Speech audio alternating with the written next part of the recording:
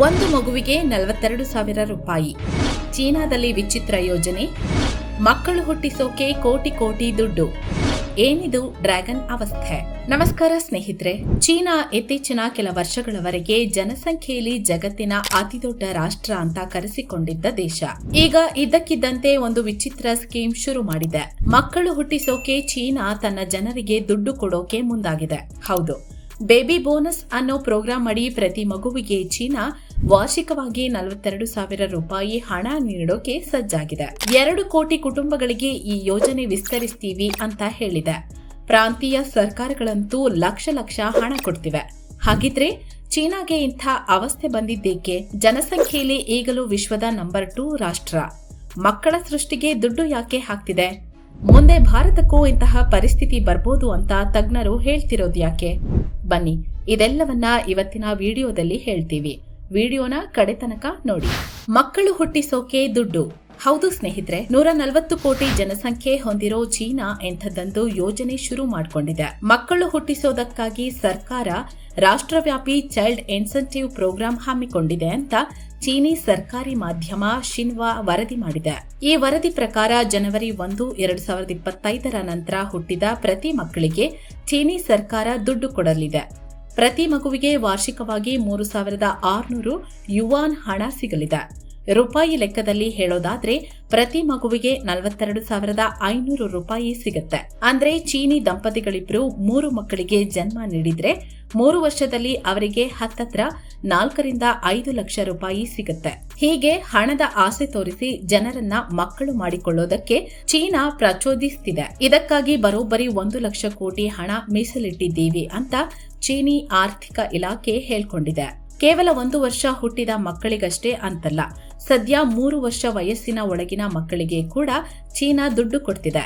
2023 ಡಿಸೆಂಬರ್ನಲ್ಲಿ ಹುಟ್ಟಿದ ಮಕ್ಕಳು ಜನವರಿ 2025 ಅನ್ನೋ ಹೊತ್ತಿಗೆ 1 ವರ್ಷ ವಯಸ್ಸಿನವರಾಗಿರ್ತಾರೆ. ಹೀಗಾಗಿ ಅವರಿಗೆ 2 ವರ್ಷಗಳ ಸಬ್ಸಿಡಿ 7,200 ಯುವಾನ್ ಸಿಗುತ್ತೆ ಅಂತ ಚೀನಾ ಹೇಳಿದೆ. ಆನ್ಲೈನ್ನಲ್ಲಿ ಅರ್ಜಿ ಹಾಕಿದ್ರೆ ಸಾಕು, ನೇರ ನಿಮ್ಮ ಬ್ಯಾಂಕ್ ಖಾತೆಗೆ ದುಡ್ಡು ಬೀಳುತ್ತೆ ಅಂತ ಸರ್ಕಾರ ಹೇಳ್ಕೊಂಡಿದೆ. ಈ ರೀತಿ 2 ಕೋಟಿ ಕುಟುಂಬಗಳಿಗೆ ಈ ಯೋಜನೆಯಡಿ ದುಡ್ಡು ನೀಡಬೇಕು. ಈ ಮೂಲಕ ಮಕ್ಕಳನ್ನ ಸೃಷ್ಟಿಸಬೇಕು ಅಂತ ಚೀನಾ ಪ್ಲಾನ್ ಮಾಡಿಕೊಂಡಿದೆ. ಟ್ಯಾಕ್ಸ್ ಇಲ್ಲ, ಇನ್ಶೂರೆನ್ಸ್ ಫ್ರೀ, ಮಕ್ಕಳು ಮಾಡಿಕೊಂಡವರಿಗೆ ನಾನಾ ಲಾಭ. ಕೇವಲ ಚೀನಿ ಕೇಂದ್ರ ಸರ್ಕಾರ ಅಷ್ಟೇ ಅಲ್ಲ, ಚೀನಾದ ಪ್ರಾಂತೀಯ ಸರ್ಕಾರಗಳು ಕೂಡ ಮಕ್ಕಳು ಹುಟ್ಟಿಸೋಕೆ ನಾನಾ ಸ್ಕೀಮ್ ಅನೌನ್ಸ್ ಮಾಡಿವೆ. ಹೋಟ್, ಶೆಂಗ್ಯಾಂಗ್ ಸೇರಿದಂತೆ 20 ರಾಜ್ಯಗಳು ಮಕ್ಕಳು ಹೊಂದುವ ಚೀನಿ ದಂಪತಿಗೆ ಪ್ರತ್ಯೇಕವಾಗಿ ಹಣ ನೀಡ್ತಿವೆ. 1,000 ಯುವಾನ್ನಿಂದ 1 ಲಕ್ಷ ಯುವಾನ್ ವರೆಗೆ ದುಡ್ಡು ಚೆಲ್ತಿವೆ.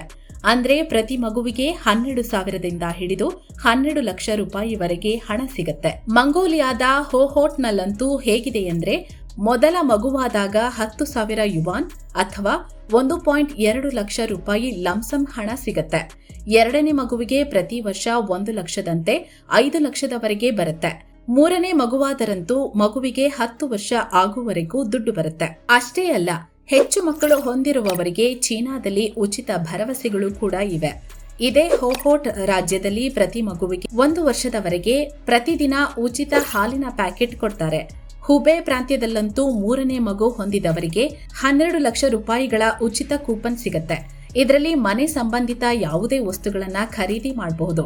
ಉಳಿದಂತೆ ಉಚಿತ ಡೈಪರ್, ಉಚಿತ ಆಟಿಕೆ ವಸ್ತು, ಸ್ಕೂಲ್ ಫೀಸ್ನಲ್ಲಿ ಸಬ್ಸಿಡಿ, ಹೀಗೆ ಚೀನಾದಲ್ಲಿ ಮಕ್ಕಳು ಹುಟ್ಟಿಸುವವರಿಗೆ ನಾನಾ ಪ್ರೋಗ್ರಾಂಗಳಿವೆ. ಹೆಚ್ಚು ಮಕ್ಕಳು ಮಾಡಿಕೊಂಡಷ್ಟು ಇನ್ಕಮ್ ಟ್ಯಾಕ್ಸ್ ನಲ್ಲಿ ವಿನಾಯಿತಿ ಸಿಗುತ್ತೆ. ಪ್ರತಿ ಮಗುವಿಗೆ 43,000ವರೆಗೆ ಎಕ್ಸಂಪ್ಷನ್ ಇರುತ್ತೆ. ಅಲ್ಲದೆ ಫ್ರೀ ಇನ್ಶೂರೆನ್ಸ್ ಕೂಡ ಸಿಗುತ್ತೆ. ಹೆರಿಗೆಯ ಸಮಯದಲ್ಲಿ ಮೆಟರ್ನಿಟಿ ಅಥವಾ ಮಾತೃತ್ವದ ರಜೆ ನೀಡೋದನ್ನ ನೀವು ನೋಡಿರ್ಬೋದು. ಆದ್ರೆ ಚೀನಾದಲ್ಲಿ ಪೆಟರ್ನಿಟಿ ಲೀವ್ ಸಿಗುತ್ತೆ. ಅಂದ್ರೆ ಮಕ್ಕಳು ಹೊಂದಿದ ಪುರುಷರಿಗೆ 15 ದಿನಗಳವರೆಗೆ ರಜೆ ಕೊಡ್ತಾರೆ. ಹೀಗೆ ಚೀನಾದಲ್ಲಿ ಸರ್ಕಾರವೇ 10 ಆಫರ್ಗಳನ್ನ ನೀಡಿ ಜನರಿಗೆ ಮಕ್ಕಳು ಮಾಡಿಕೊಳ್ಳಿ ಅಂತ ಪ್ರಚೋದಿಸ್ತಾ ಇದೆ. ಬಟ್ ಯಾಕೆ ಹೀಗೆ? ಏನು ಸ್ನೇಹಿತರೆ, ವರದಿಯಲ್ಲಿ ಮುಂದುವರಿಯುವ ಮುನ್ನ 7 Sands ಟೂರಿಸಂ ಕಂಪನಿ ಪುರಿ ಜಗನ್ನಾಥಕ್ಕೆ ಹೊಸ ಟ್ರಿಪ್ ಅನ್ನ ಆಯೋಜಿಸಿದೆ. 3 ನೈಟ್ 4 ಡೇ ಟ್ರಿಪ್ ಇದು. ಎಲ್ಲೆಲ್ಲಿ ಹೋಗೋದಿರುತ್ತೆ ಅಂದ್ರೆ ಪುರಿ ಜಗನ್ನಾಥ, ಕೋನಾರ್ಕ, ಬಿರಾಜದೇವಿ ಶಕ್ತಿಪೀಠ, ಭುವನೇಶ್ವರ್, ದೌಲಿ, ಉದಯಗಿರಿ ಮತ್ತು ಸ್ಕಂದಗಿರಿ ಹಾಗೂ ಕಟಕ್ ಎಲ್ಲ ಹೋಗೋದಿರುತ್ತೆ. ಆಫರ್ ಪ್ರೈಸ್ 29,700 ರೂಪಾಯಿ ಮಾತ್ರ. ಈ ಪ್ಯಾಕೇಜ್ ನಲ್ಲಿ flight tickets, 3 star hotel stay, all meals, AC transport ವ್ಯವಸ್ಥೆ, 24/7 ಕನ್ನಡ ಟೂರ್ ಮ್ಯಾನೇಜರ್ ಸೌಲಭ್ಯ, ಹಿರಿಯ ನಾಗರಿಕರಿಗೆ ವಿಶೇಷ ಕೇರ್ ಎಲ್ಲ ಇರುತ್ತೆ. ಹೊರಡೋ ದಿನ ಸೆಪ್ಟೆಂಬರ್ 3, 2025. ಕೆಲವೇ ಸೀಟುಗಳು ಲಭ್ಯ ಇದಾವೆ. ಆಸಕ್ತರು ಈ ನಂಬರ್ಗೆ ಕಾಲ್ ಮಾಡುವ ಮೂಲಕ ನಿಮ್ಮ ಸೀಟನ್ನ ಕೂಡ ಬುಕ್ ಮಾಡಬಹುದು. ಬನ್ನಿ ಈಗ ವರದಿಯಲ್ಲಿ ಮುಂದುವರಿಯೋಣ. ಕುಸಿತಿದೆ ಚೀನಾ ಜನಸಂಖ್ಯೆ. ಹೌದು ಸ್ನೇಹಿತರೆ, ಮೇಲ್ನೋಟಕ್ಕೆ ಚೀನಾ 140 ಕೋಟಿ ಜನಸಂಖ್ಯೆಯ ಬೃಹತ್ ದೇಶವಾಗಿ ಕಂಡರೂ ಸೂಕ್ಷ್ಮವಾಗಿ ಗಮನಿಸಿದಾಗ ಚೀನಾ ಪಾಪ್ಯುಲೇಷನ್ ಕುಸಿತಿರೋದು ಕಂಡುಬರುತ್ತೆ. 2021ರಲ್ಲಿ ಚೀನಾ 141 ಕೋಟಿ 23 ಲಕ್ಷ ಜನರನ್ನ ಹೊಂದಿತ್ತು. ಆದ್ರೆ 2022ರ ಹೊತ್ತಿಗೆ ಇದು 141 ಕೋಟಿ 17 ಲಕ್ಷ ಆಗಿದೆ. ಅಂದ್ರೆ ಒಂದೇ ವರ್ಷದಲ್ಲಿ 6 ಲಕ್ಷ ಜನಸಂಖ್ಯೆ ಕಮ್ಮಿಯಾಗಿದೆ. ಅದೇ ರೀತಿ 2023ರಲ್ಲಿ ಚೀನಾ ಪಾಪ್ಯುಲೇಷನ್ 140 ಕೋಟಿ 96 ಲಕ್ಷ ಆಗಿದೆ. ಅಂದ್ರೆ ವರ್ಷದಲ್ಲಿ ಬರೋಬ್ಬರಿ 20 ಲಕ್ಷ ಜನ ಕಮ್ಮಿಯಾಗಿದ್ದಾರೆ. 2024ರಲ್ಲಿ ಕೂಡ ಈ ಟ್ರೆಂಡ್ ಹೀಗೆ ಕಂಟಿನ್ಯೂ ಆಗಿದೆ. ಸುಮಾರು 14 ಲಕ್ಷ ಜನ ಕಾಣೆಯಾಗಿ ಚೀನಾ ಜನಸಂಖ್ಯೆ 140 ಕೋಟಿ 82 ಲಕ್ಷಕ್ಕೆ ತಲುಪಿದೆ. ಹೀಗೆ ಸತತ 3 ವರ್ಷ ಚೀನಾ ಪಾಪ್ಯುಲೇಷನ್ ಕುಸಿತ ಕಾಣ್ತಿದೆ. ಇದಕ್ಕೆ ಕಾರಣ ಚೀನಾದ ಒನ್ ಚೈಲ್ಡ್ ಪಾಲಿಸಿ. 70ರ ದಶಕದಲ್ಲಿ ಜನಸಂಖ್ಯೆ ಹಿಗ್ಗಾಮುಗ್ಗ ಏರಿಕೆಯಾದಾಗ ಚೀನಾ ಸರ್ಕಾರ ಈ ಪಾಲಿಸಿ ತಂದಿತ್ತು. ಒಬ್ಬ ದಂಪತಿ ಒಂದೇ ಮಗು ಹೊಂದಬೇಕು ಅಂತ ಕಡ್ಡಾಯ ಮಾಡಿತ್ತು. ಇದರ ಪರಿಣಾಮ ಚೀನಾದಲ್ಲಿ ಜನನ ಪ್ರಮಾಣ ಗಣನೀಯವಾಗಿ ಕುಸಿತಾ ಬಂದಿದೆ. ಈಗಂತೂ ಒಂದ್ ಕಡೆ ಜನನ ಪ್ರಮಾಣ ಕುಸಿತಾ ಇದ್ರೆ ಮರಣ ಪ್ರಮಾಣ ಏರಿಕೆಯಾಗ್ತಿದೆ. 2024ರಲ್ಲಿ ಚೀನಾದಲ್ಲಿ 95 ಲಕ್ಷ ಹುಟ್ಟಿದ್ರೆ 1 ಕೋಟಿ 10 ಲಕ್ಷ ಸಾವನ್ನಪ್ಪಿದ್ದಾರೆ. ಅಂದ್ರೆ ಹುಡ್ತಾ ಇರೋರಿಗಿಂತ ಸಾಯ್ತಾ ಇರೋರ ಸಂಖ್ಯೆ ಜಾಸ್ತಿ ಇದೆ. ಯಾವುದೇ ಪ್ರದೇಶದ ಜನಸಂಖ್ಯೆ ಈಗಿರುವಷ್ಟೇ ಮೇಂಟೈನ್ ಆಗ್ಬೇಕಂದ್ರೆ ಅಲ್ಲಿನ TFR rate, total fertility ratio ಅಥವಾ ಕನ್ನಡದಲ್ಲಿ ಹೇಳೋದಾದ್ರೆ ಫಲವತ್ತತೆ ದರ 2.1ರಷ್ಟು ಇರಬೇಕು. ಅದಕ್ಕಿಂತ ಕಮ್ಮಿ ಇತ್ತು ಅಂದ್ರೆ ಜನಸಂಖ್ಯೆ ಕುಸಿತಾ ಹೋಗುತ್ತೆ. ಅಂಥದ್ರಲ್ಲಿ ಚೀನಾ TFR 1.1ರಷ್ಟು ಇದೆ. ಹೀಗೆ ಮುಂದುವರೆದ್ರೆ ಇನ್ನ 50 ವರ್ಷದಲ್ಲಿ ಚೀನಾ 80ರಿಂದ 90 ಕೋಟಿ ಜನಸಂಖ್ಯೆ ಕಳೆದುಕೊಳ್ಳೋ ಅಪಾಯ ಇದೆ.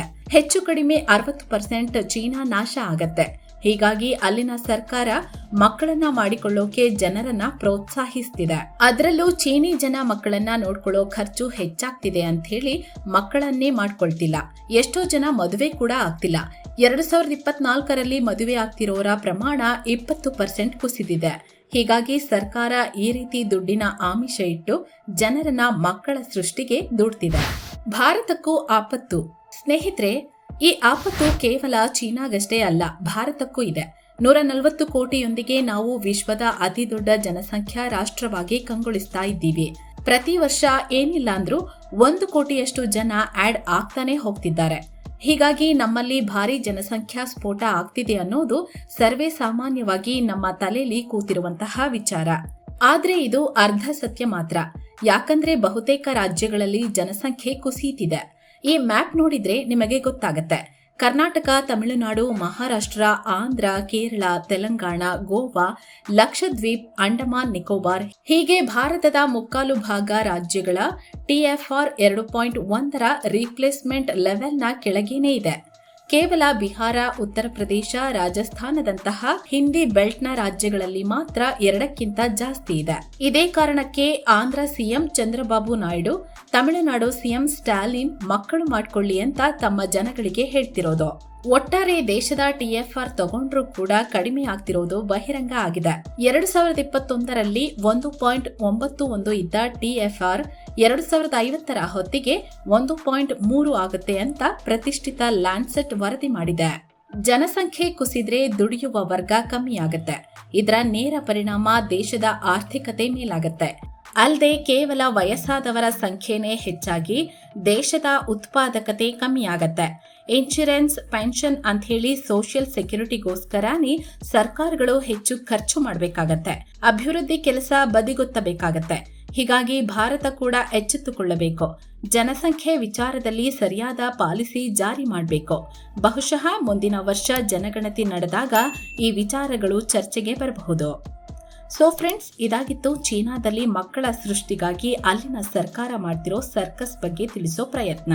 ನಿಮಗೆ ಈ ಬಗ್ಗೆ ಏನ್ ಅನಿಸುತ್ತೆ ಕಮೆಂಟ್ ಮಾಡಿ ತಿಳಿಸಿ. ಮತ್ತೆ ಇಂತಹದೇ ಮಾಹಿತಿಪೂರ್ಣ ವಿಡಿಯೋದಲ್ಲಿ ಸಿಗೋಣ. ಧನ್ಯವಾದ.